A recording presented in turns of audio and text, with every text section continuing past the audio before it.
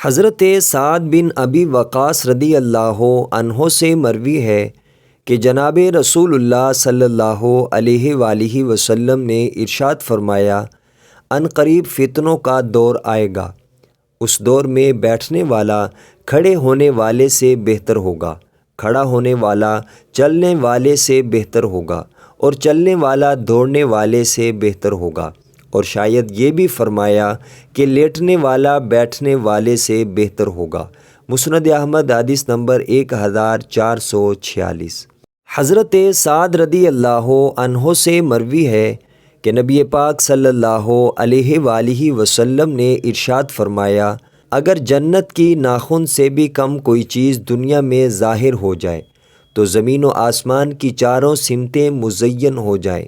اور اگر کوئی جنتی مرد دنیا میں جھانک کر دیکھ لے اور اس کا کنگن نمایاں ہو جائے تو اس کی روشنی سورج کی روشنی کو اس طرح مات کر دے جیسے سورج کی روشنی ستاروں کی روشنی کو مات کر دیتی ہے۔ مسند احمد حدیث نمبر 1449۔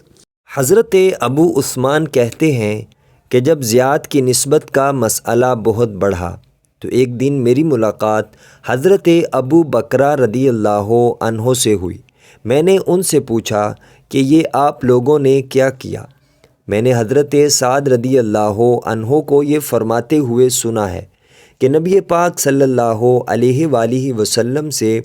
یہ بات میرے ان کانوں نے سنی ہے کہ جو شخص حالت اسلام میں اپنے باپ کے علاوہ کسی اور شخص کو اپنا باپ قرار دیتا ہے، حالانکہ وہ جانتا ہے کہ وہ شخص اس کا باپ نہیں ہے، تو اس پر جنت حرام ہے۔